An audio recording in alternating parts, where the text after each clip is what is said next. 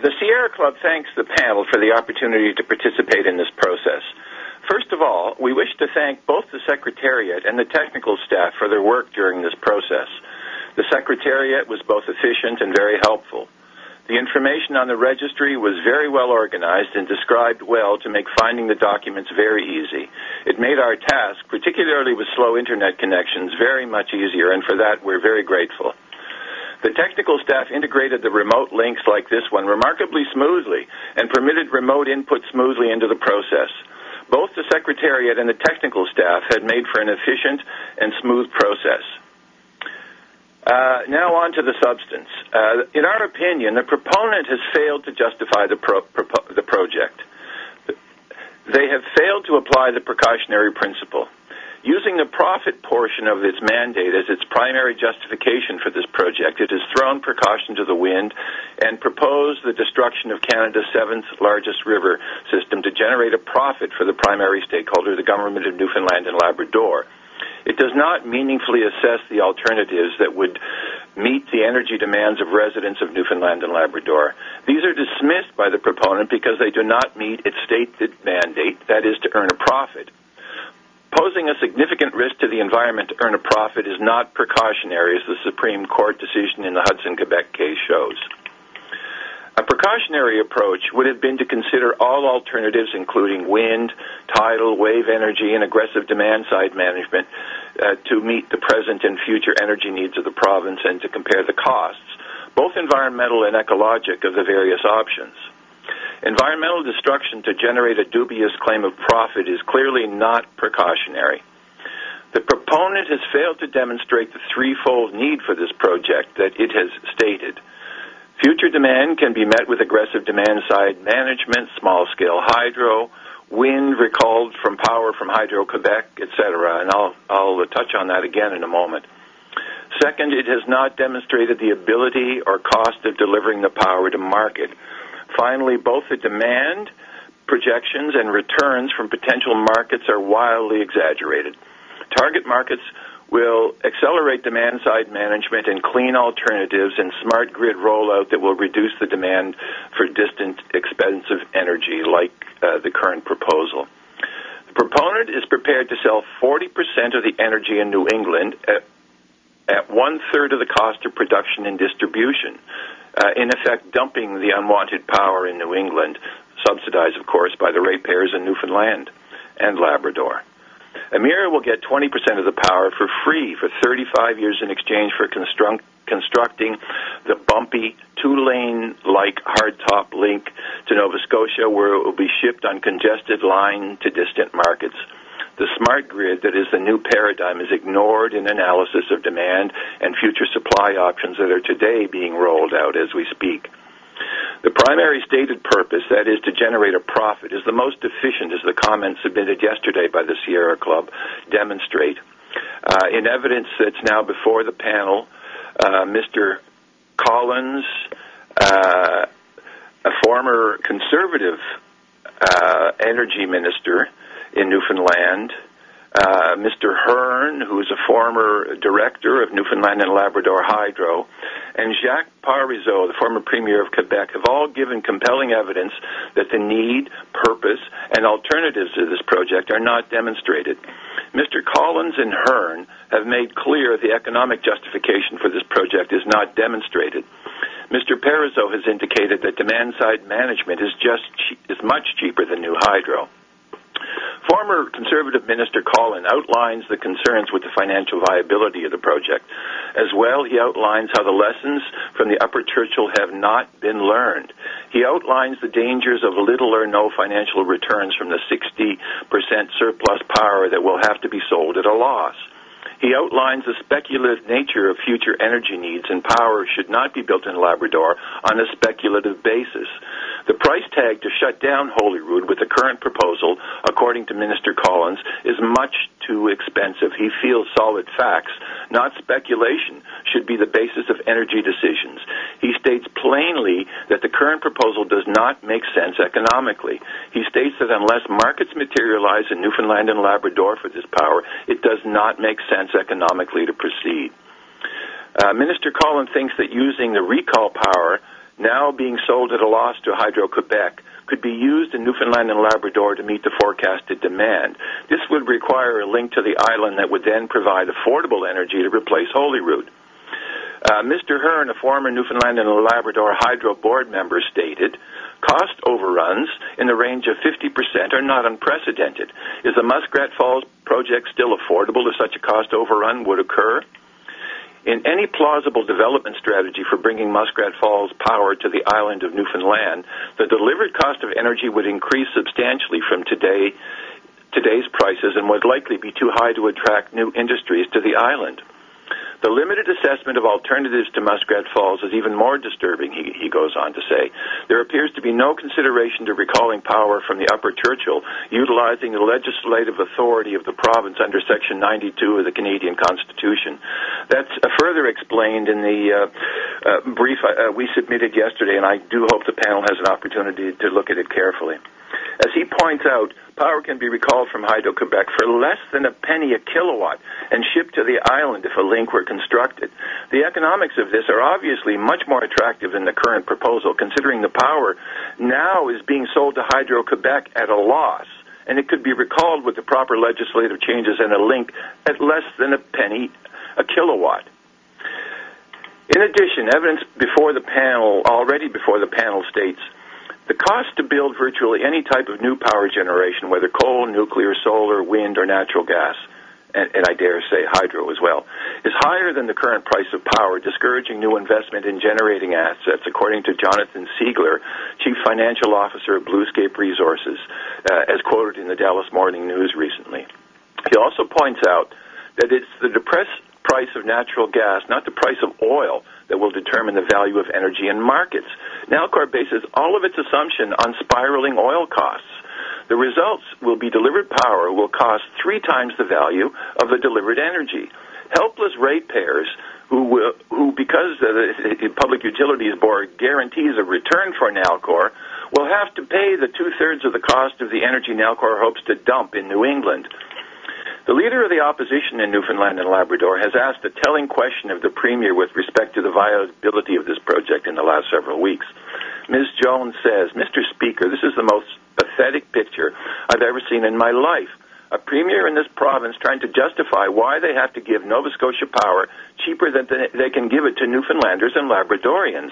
I ask you again, Premier, why is it that under your Muskrat Falls deal, any company who wants to develop industry can do so in Nova Scotia, get their power cheaper from Muskrat Falls than they can in Labrador? What kind of rationalization is that in telling people that this is a good deal?" Herein lies the crux of the issue that the panel must struggle with.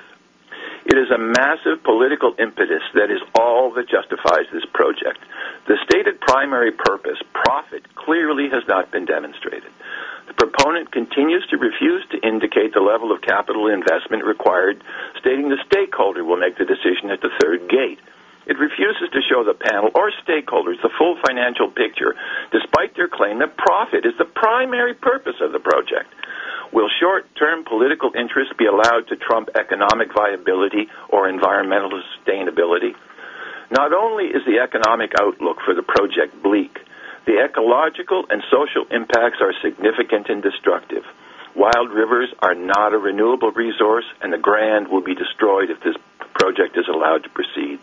The social and cultural dimensions of destroying the river have virtually unanimously been rejected by all affected communities in Labrador, and the costs will be guaranteed by the PUB, will be punitive to island ratepayers.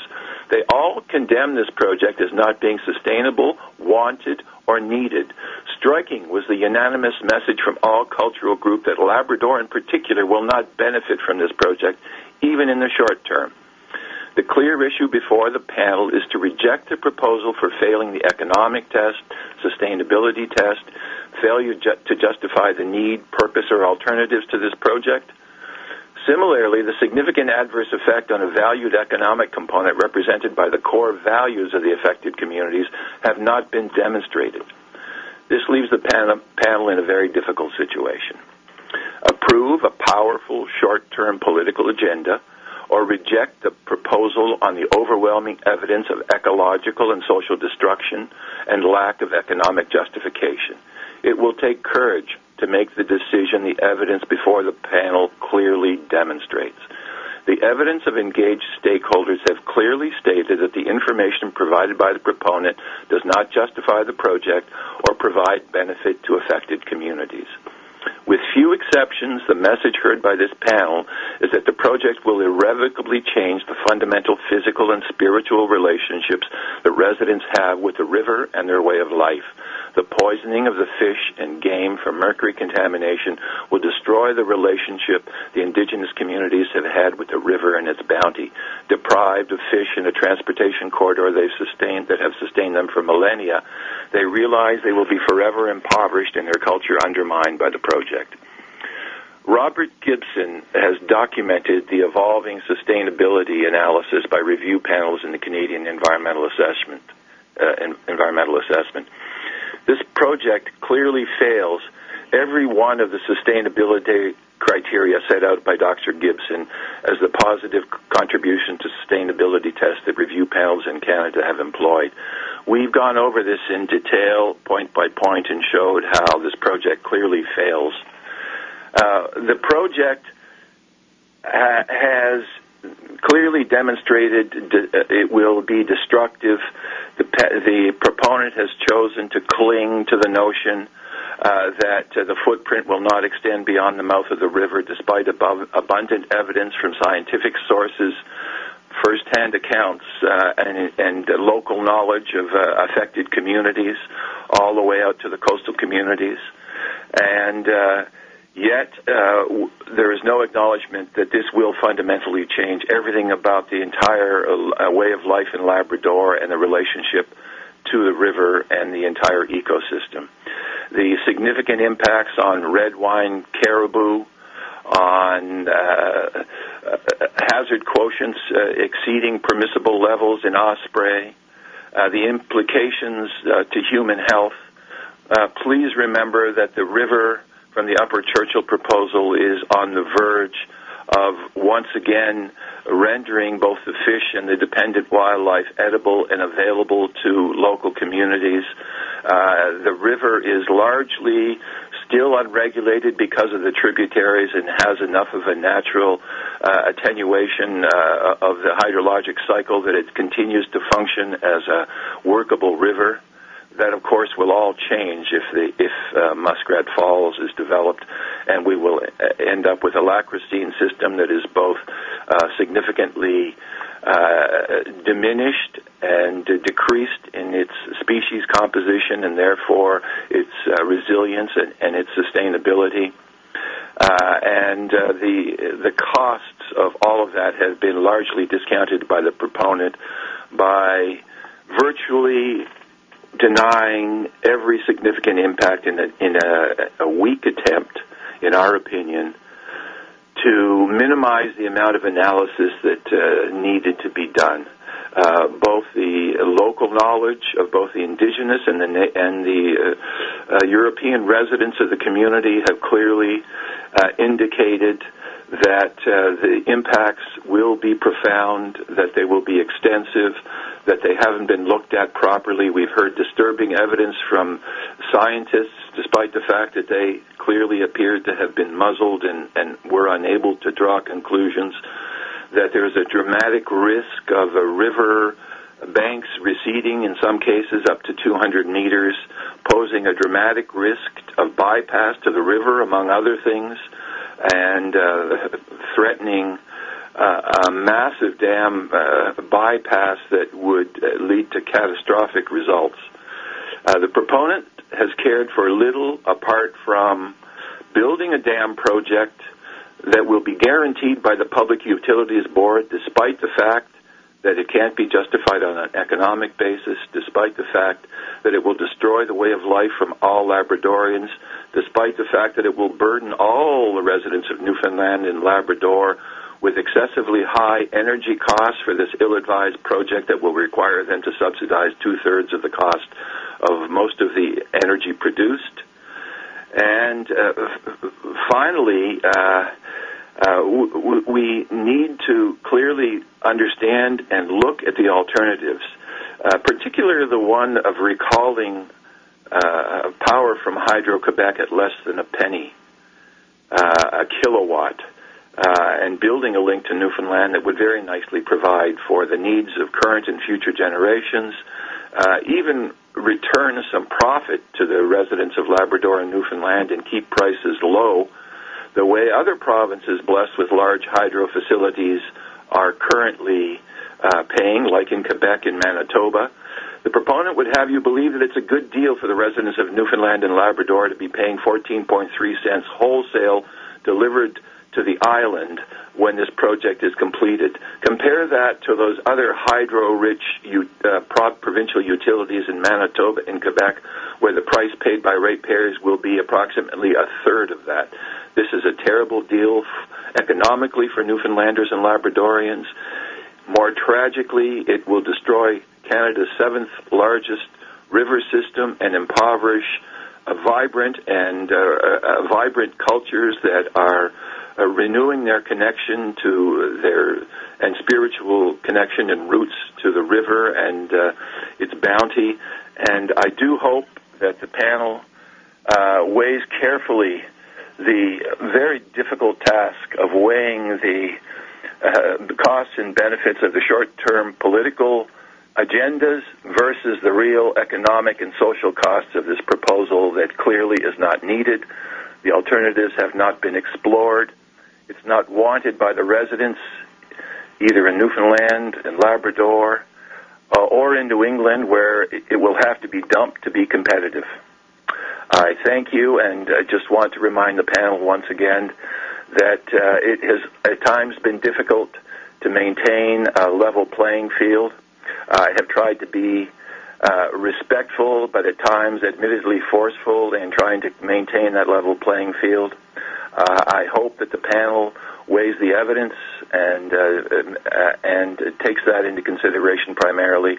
I thank you, and I've once again enjoyed both the process of being involved in this very important panel hearings and equally in getting to know and respect and admire the cultures of Newfoundland and Labrador in particular, and it was a wonderful learning experience for me, and I hope that I can soon return to celebrate that beautiful river in its unhindered state. I thank you very much.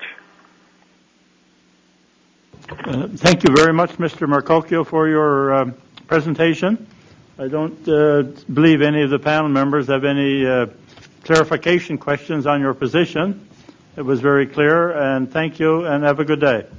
Thank you very much.